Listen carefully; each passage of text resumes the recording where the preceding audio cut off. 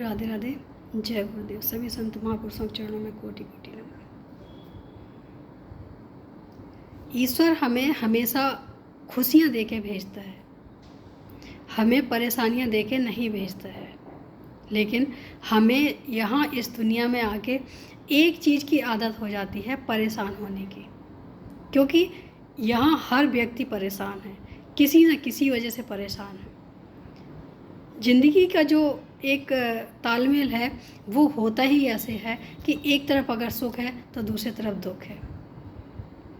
एक पहलू किसी के पास भी नहीं है, जहाँ पे भी मिलेंगे दोनों पहलू मिलेंगे।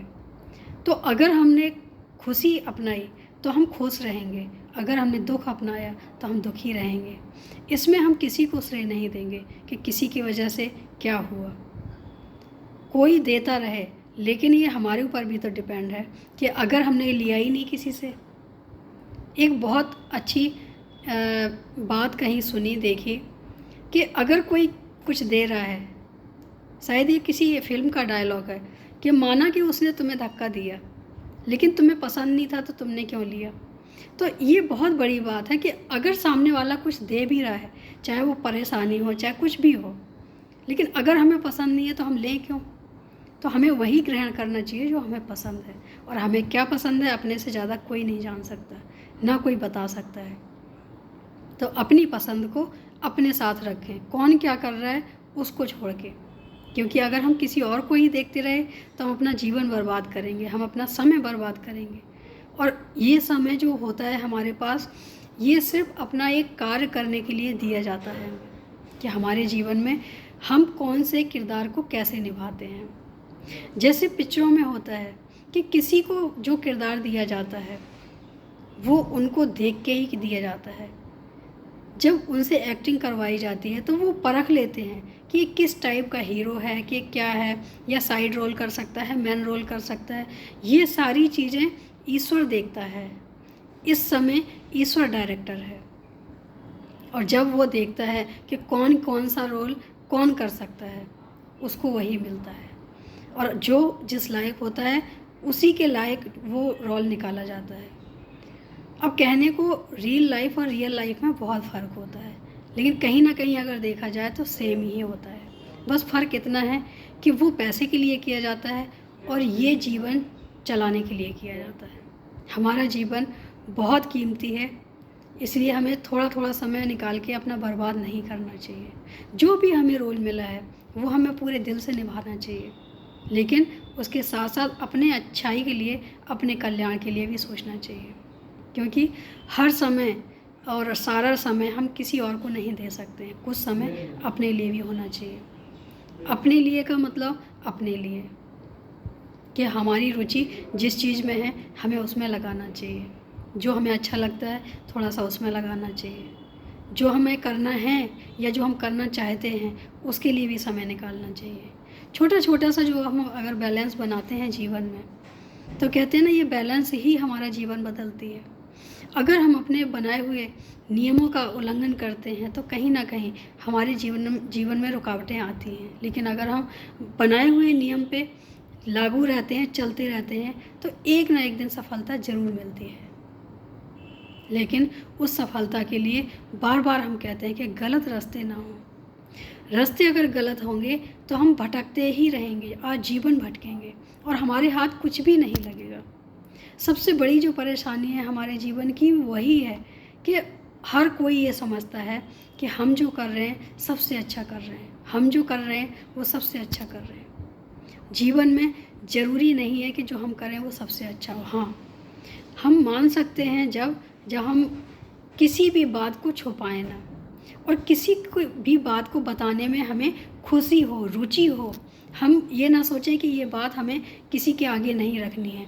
अगर हमारे मन में ये बात आ गई है तो ये समझ लेना चाहिए कि ये कार्य गलत है, क्योंकि हम गलतियां ही तो किसी से छुपाते हैं।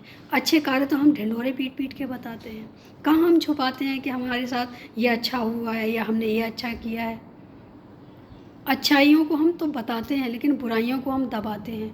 और जिस चीज़ को हम दबाते हैं तभी हमें समझ लेना चाहिए कि ये जीवन में हमारे बहुत बड़ा संकट लेके आने वाला है। क्योंकि किसी भी चीज़ को नज़रअंदाज नहीं करना चाहिए। कहते हैं ना कि छोटे से छिद्र ने टाइटैनिक जहाज़ को डुबो दिया। क्यों? क्योंकि उसे लगा कि ये छिद्र कुछ नहीं कर पाएगा। बस इस कारण ऐसा ही हमारा जीवन है कि हमारी छोटी सी गलती हमारे जीवन को डुबो देती है, हमारे सारे कर्मों को नष्ट कर देती है। कब? जब हमारा छोटी सी एक गलती, हमें पता है, हम जानते हुए भी उस गलती को नहीं भरते हैं, उसकी भरपाई नहीं करते हैं। अगर हम उस गलती की भरपाई कर लेते हैं तो हमारे जीवन का जहाज़ जो है वो बिल्कुल टेंशन फ्री होके चलता है। फिर उसमें एक भी इस बात की चिंता नहीं होती है कि ये डूबेगा या नहीं, क्योंकि हमें पता है, हमने पूरी जांच परख के उसको पानी में उतारा है। हमारे जीवन का जहाज़ हम जो चला रहे हैं उसमें हम पहले देख लेते हैं, परख लेते हैं कहीं कोई कमी तो नहीं है, तब हम जाके पानी में उसको उतारते हैं।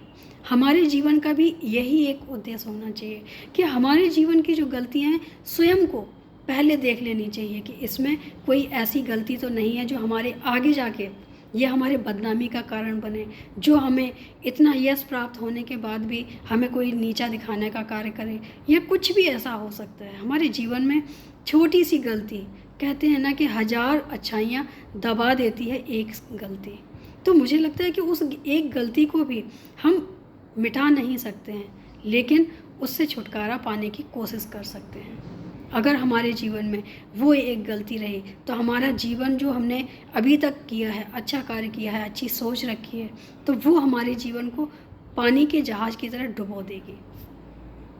अब उस कमी को, एक छिद्र को हमें कैसे करना है ये हम पे निर्भर करता है, और ये कर लेना चाहिए, क्योंकि ऐसी गलतियां छोड़ने के बाद जहाज़ डूबता है। और अगर हमें उसका ज्ञान है कि इसमें एक छिद्र है तो उसको भरना बहुत अनिवार्य है, और ये कार्य हम स्वयं ही कर सकते हैं, क्योंकि हमें पता है जो चीज़ हमारी होती है उसका हमें सब कुछ पता होता है कि हमारी कौन सी चीज़ में कहाँ कमी है, कहाँ अच्छाई है, कहाँ बुराई है।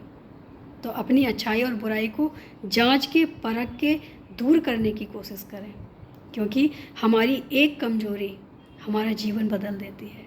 हमारी ताकत ही जब बनती है जब हमारी कोई कमजोरी ना हो। ऐसा हम फिल्मों में डायलॉग सुना करते थे और देखा करते थे। जो पुरानी फिल्में होती थी तो उनमें सिर्फ एक ही चीज़ दिखाई जाती थी कि जब तक हीरो परिवार के साथ होता था वो कमज़ोर होता था, क्योंकि उसके साथ पूरा परिवार है तो वो परिवार को देख के रहता था, वो देख के चलता था। लेकिन जब वो अकेला हो जाता था तो वो पूरी दुनिया पे भारी हो जाता था। क्यों? क्योंकि उसके पीछे कोई कमजोरी नहीं होती थी। तो जो इंसान में कमजोरी होती है वो आगे नहीं बढ़ सकता है। अपनी कमजोरी को दबाना भी चाहिए और हटाना भी चाहिए, क्योंकि अगर नहीं हटेगी तो कमज़ोर ही रहेगा, और उसी कड़ी में बार बार आपका प्रहार होगा, आपके लिए प्रहार होगा। तो मुझे लगता है कि अपनी कमियों को स्वयं दूर करें, जिससे कि हमारी कमी कोई और न बताए। मुझे लगता है कि जीवन का जहाज़ हो या पानी का जहाज़ हो, इन दोनों में किसी भी कमी का छिद्र नहीं होना चाहिए। अपना जीवन स्वच्छ रखें और अपनी कमियों को स्वयं भरें। आज के लिए इतना ही। राधे राधे, जय गुरु।